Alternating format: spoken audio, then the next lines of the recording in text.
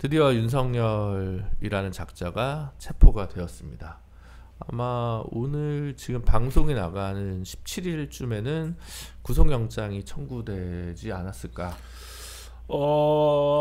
아직 뭐 모르겠어요. 예. 근데 청구되겠죠, 뭐. 청구되겠죠. 예. 근데 이 윤석열이라는 자가 체포적 부심을 나는 신청한다. 원래는 안 한다라고 했었었는데. 예. 예. 근데 저 이제 법적 지식이 없지 않습니까? 궁금증이 생기더라고요. 예. 왜 굳이 난 체포적 부심을 신청한다. 거기까지 좋아요. 뭐 잘 할 수 있으니까. 근데 서울중앙지법에다가 신청한다. 그렇게 주장을 하거든요. 네. 근데 그게 무슨 의미가 있어요? 서부지방법원에서 안 받겠다라는 그 서부지방에서 체포영장을 한 것은 뭐 불법이다라고 하는 프레임을 계속 끝까지 밀고 나가기 위하여. 근데 이제 그거는 여론적인 거잖아요. 네. 법적으로 무슨 의미가 있어요, 그게? 법적으로는 크게 상관은 없어요. 그러니까 저도 검토를 좀 해봤는데 어쨌든 그 방어권 보장 차원에서 어느 정도 넓게 관할권이 좀 인정될 수 있기 때문에 사실 이런 수는 듣도 보도 못했지만 어쨌든 뭐 공수처가 또 이제 그 기소권이 없기 때문에 좀 애매하긴 한데 그거를 이유로 그냥 간이기각할 것 같지는 않아요. 그게 아예 말도 안 되는 거면 간이기각을 할 텐데 뭐 여러 가지 사정을 살펴서 할 수 있다고 돼 있는 걸로 저는 알고 있긴 해요. 그러니까 체포 적부심을 그러니까 영장은 체포영장 자체는 서울 서부지법에서 나왔지만 체포적 부심을 서울중앙지법에 신청하는 것은 법상 문제가 없다. 1. 네. 그런데 2. 그러면은 체포적 부심이 뭐 물론 이제 이 방송 나가는 시간에는 뭐 결론이 났겠죠. 네. 체포적 부심이 예를 들면은 그 결과가 체포영장의 발부나 집행이 불법이다라는 결론으로는 안 날 것이다. 당연히 안 나겠죠. 네. 네. 당연히 안 날 것이다. 네. 그러니까 제가 다른 변호사 방송하는 거 들어봐도 네. 체포 적부심을 첫째 신청하는 걸 잘 못 받고 둘째 뭐 신청할 수 있는데 그걸 신청해가지고 체포영장의 집행이 무효가 된다든지 이런 걸 본 적이 없다. 그렇게 얘기를 하더라고요. 네. 그래서 그런가 해서 이제 물어봤는데 그러면은 더 이제 의문이 되는 게 그러니까 여론 말고 법적으로 법 절차적으로 서울중앙지법에 뭐 꿀 숨겨놨습니까? 왜 이렇게 서울중앙지법에 집착을 하는 거예요? 그러니까 요거는 그 전까지는 서울 서부지법에 대한 이제 여론을 제외해가지고 서울 서부지법에 대해서 막 얘기를 여러 가지를 한 게 뭐 예를 들면 체포영장이 서울 서부지법이 내준 게 뭐 부당하다든지 거기다 신청한 게 부당하다든지 서울 서부지법의 판사가 영장에다가 뭘 적은 게 뭐 나쁘다든지 이런 주장을 뭐 이 예를 들면 뭐 시간 끌기 내지는 뭐 그냥 법적으로 뭔가의 하나라도 뭐 얘기하고 싶어서 이런 걸로 이제 이해를 해보려고도 했는데 여러 이해 방식이 있겠지만은 뭔가 하여튼 부당하다는 얘기를 하고 싶은 거다 이렇게 이해하려고 했는데 서울중앙지법에다가 반드시 나는 뭔가 법 절차적인 어떤 것들을 받고 싶다라고 하는 이거는 뭐냐 이게 뭐예요 이게? 저도 잘 모르겠지만 거기다 꼴을 숨겨놓은 건가? 누가 거기 있습니까? 왜 그러는 거예요? 아니 근데 그 누가 심사할지도 모르는데 그래도 좀 보수적인 법관이 한 명이라도 더 걸리지 않을까? 라고 하는 생각을 가질 수 있고 1. 2번은 어쨌든 체포 적부심 시간만큼 그 원래 체포영장 기간 48시간 내에서 이게 그러니까 연장이 되잖아요. 그 시간은 가산 안 하니까. 그러면 이제 구속영장 청구나 이런 것들이 길어질 테니까 그런 상황에서면 사실상 이제 뭐 하루라도 늦춰보겠다 뭐 이런 의미가 아닐까라는 생각을 하거든요. 오늘만 사니까 무엇을 하든 하루만이라도 늦추자. 근데 그게 서울 서부지법에다가 체포적부심 신청하는 거랑 서울 중앙지법에 신청하는 거랑 뭐 일수가 달라져요? 아니요. 체포적부심을 하는 게 달라지는 거죠. 그건 이제 체포적부심을 신청하는 자체에 대한 얘기고 그렇죠? 그래서 실제로 공수처는 체포적부심을 신청한 요 기간 동안에 구속영장은 신청 안 한다라는 거잖아요 지금. 그렇죠.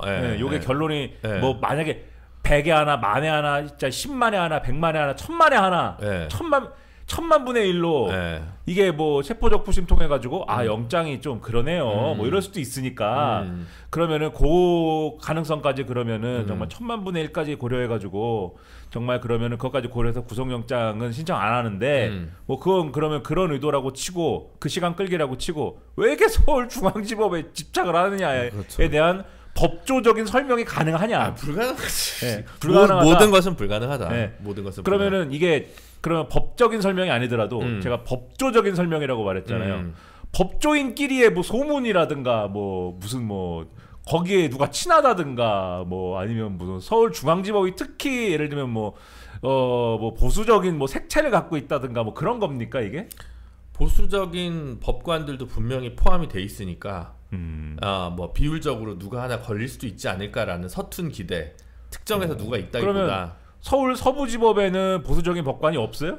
법관 숫자가 적다 보니까 적다. 중앙에 제일 법 판사가 많으니까 뭐 하나라도 혹시 걸릴 수 있지 않을까? 뭐 이런 생각이 있을 거고 처음부터 서부는 그랬으니까 프레임 싸움으로 이거 어차피 이러거나 저러나 상관없으니 중앙으로 가서 그냥 여론전을 끝까지 자기 프레임을 유지해보자 이런 생각이 아니었을까라고 생각이 들고 원래 현실에서는 세포적부심을 신청한 사람이 뭐 옛날에 우리가 아는 사람들이 좀 있어요.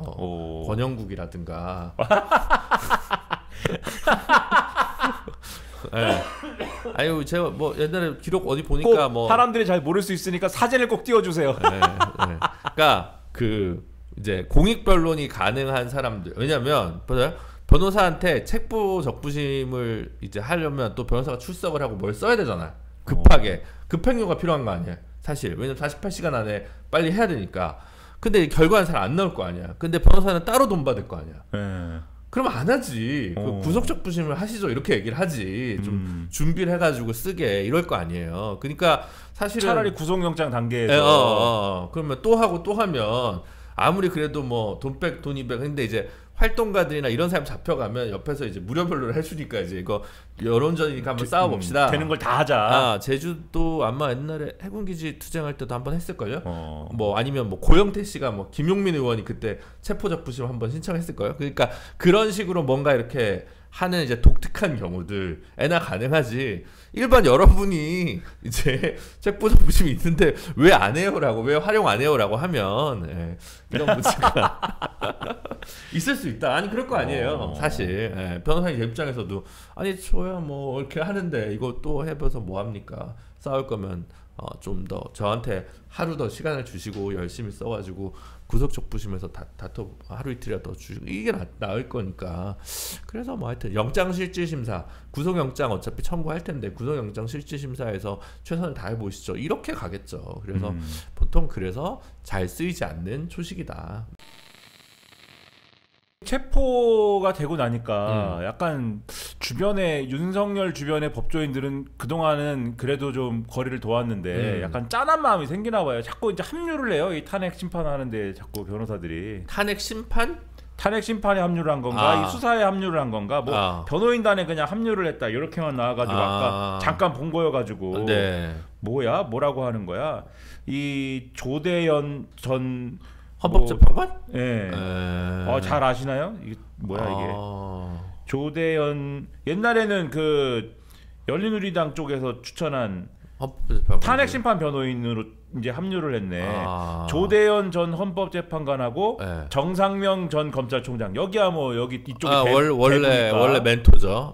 경북고등학교 출신. 이 두 명이 이제 이 탄핵 심판의 변호인으로 합류를 했다. 이 기사가 나왔더라고요. 근데 지금 얘기한 대로 정상명 전 검찰총장 뭐 그렇다 치고 이분은 대선에도 상당히 이제 영향력을 뭐 행사한 걸로 알고 있고 대선 때도 윤석열 대통령 상당히 도와준 걸로 알고 있는데 원래 노무현 대통령 때 검찰총장이죠. 그렇죠. 근데 조대현 전 헌법재판관은 이분 같은 경우에는 이제 과거에 이제 참여정부 때 지금 말씀하신 그 시기에 사실 정상면 전 총장하고 사법논수원 7기 동기생 친목 모임이 있는 8인회 같은 멤버였다는데 노무현과 함께하는 그렇죠. 8인회 그렇죠. 이 모임이었다는데 그렇죠. 그러니까 친구를 끌어온 것 같은 그런 개념인 것 같은데 그럴 수 있죠. 근데 헌법재판관 이거 할 때 보면 항상 이 성향을 분류를 하잖아요. 그렇게 뭐 극보수이거나 뭐 이랬던 분은 그런 분은 그렇죠. 아니셨어요. 아닌 걸로 분류가 되지 않습니까? 소수 의견을 굉장히 많이 쓰셔가지고 뭐 미스터 소수 의견이라고 거의 그렇다고 하실 수 있는 그래서 진보 보수를 막론하고 자기 소신이 있으면 난 쓴다. 그럼 사실 일이 많아지는 거거든. 그럼 주심이 쓰면 다수 의견에 그냥 묻어가도 되는 건데 꼭꼭 별개 의견이라도 막 써가지고 이제 우리 헌법학계 논리를 풍성하게 해주신 분인데 형식적으로는 제가 같은 법무법인에 있었던 적이 있습니다.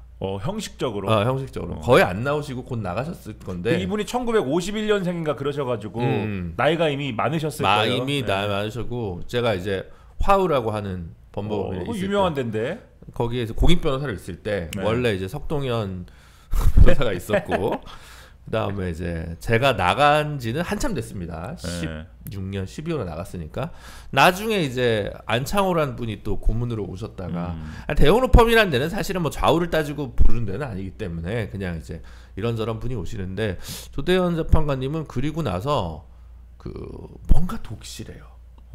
믿음이. 제가 알기로 뭐에 대한 기독교.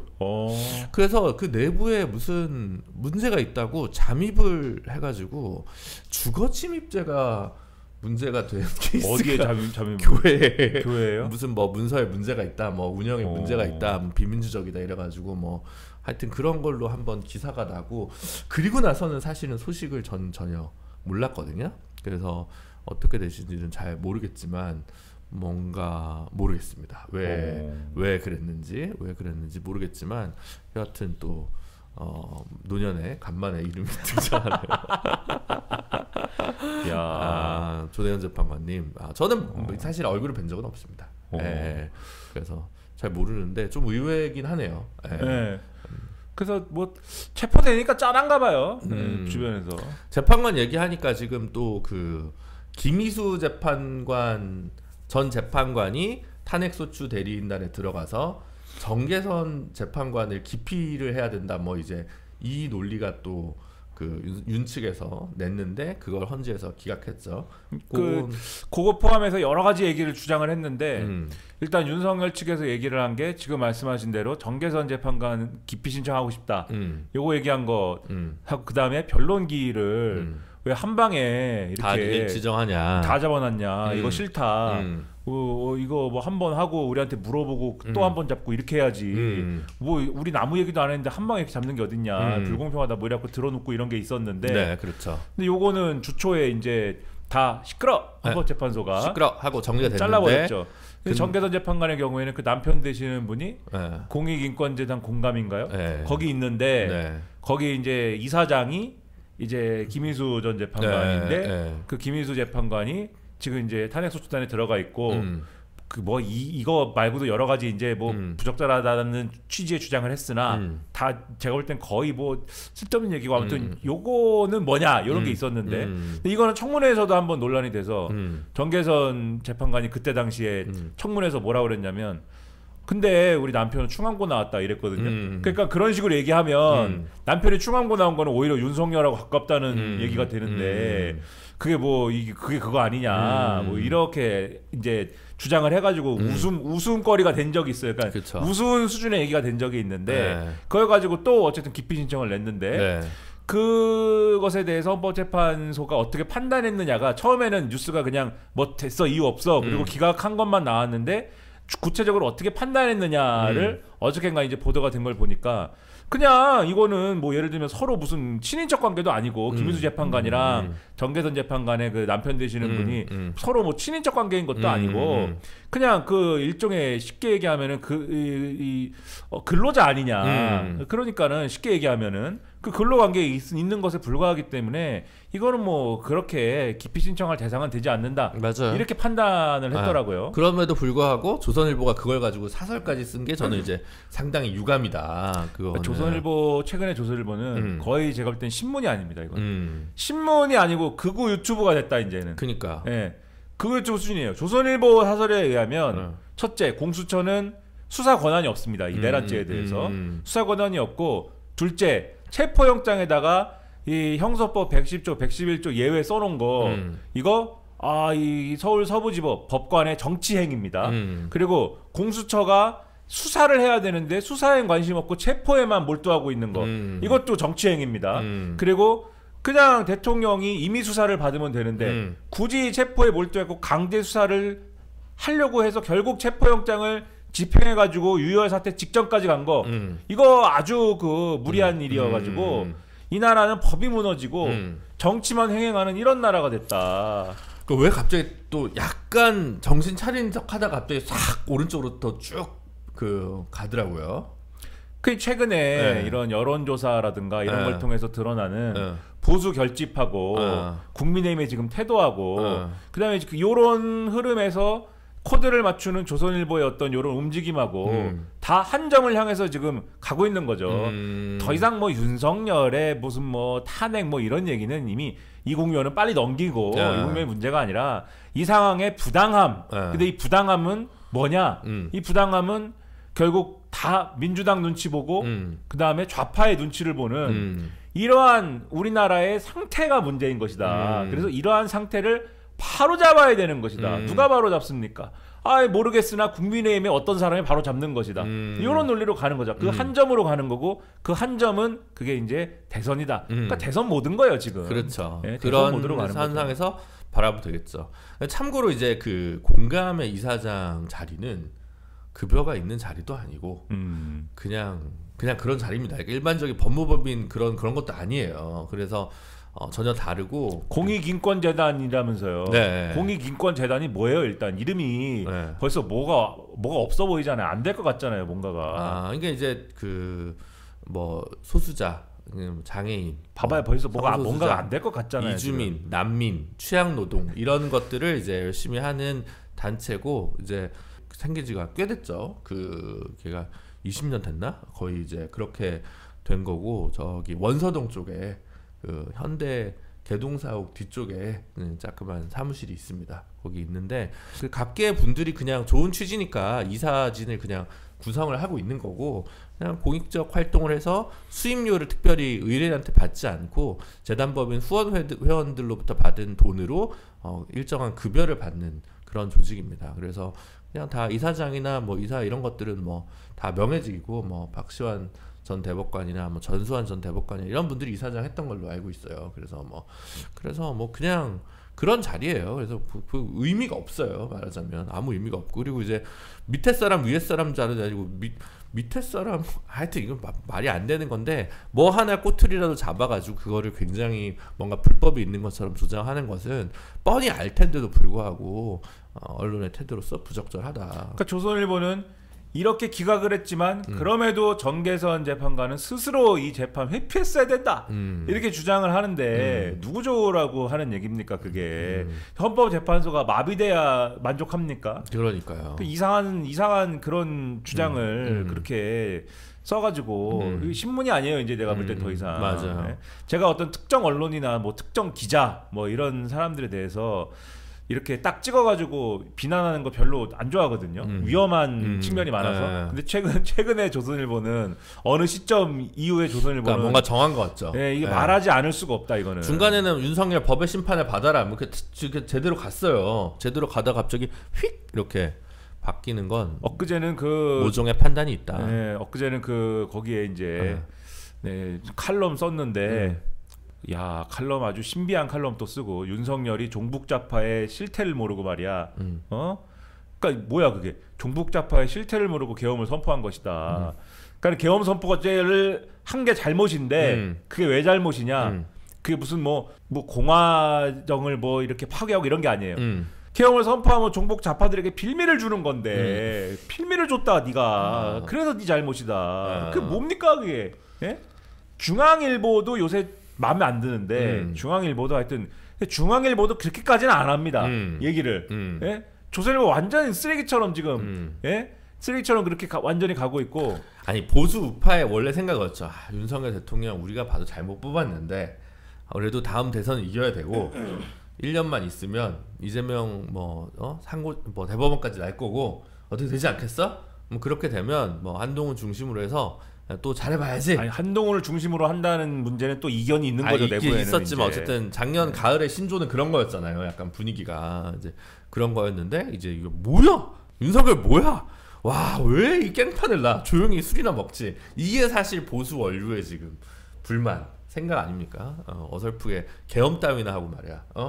그러니까 어설픈 계엄이어서 문제가 아니라 계엄을 왜 하냐? 이거는 사실은 분노가 있죠. 근데 정신 차리고 정권을 내주면 안 돼. 이걸로 이제 완전 하면서 완전히 말도 안 되는 이야기를 쏟아내고 있다. 그러니까 착각을 하고 있어요. 그러니까 방금 말씀하신 내용 중에 그러니까 계엄을 왜 해도 외해가 사실 이제 보수 엘리트들의 계엄을 하면 안 됐지. 이게 처음에는 요 생각들이 있었는데 가면 갈수록 자기들이 생각하는 밑바닥 여론이 약간 이게 다르다라는 거를 체감을 하는 것 같아요. 밑바닥 여론은 뭐냐면 계엄은 잘못했다. 왜 잘못했냐? 지금 말씀드린 것처럼 상대방한테 빌미를 줬다. 이게 잘못이다. 라는 게 있는 거고 그 다음에 이 아주 강경 보수층을 중심으로 뭘 자꾸 얘기하냐면 하려면 제대로 했어야지. 그게 있어요 지금. 하려면 전두환처럼 했어야지. 하려면 제대로 했어야 된다. 아니 이런 어설픈 계엄이 어딨냐. 막 이러거든요. 우리는 이게 어설퍼서 문제인 게 아니잖아요. 시도했다는 것만으로도 헌법 위반인 것이고 이 형법상 내란죄를 저지른 것이고 아주 용납을 못하는 그런 일을 한 거잖아요. 그게 아니고 하려면 제대로 했어야 된다. 이렇게 주장을 하기 때문에 요거를 이제 보면서 그 여론에 영합을 하는 거죠 지금.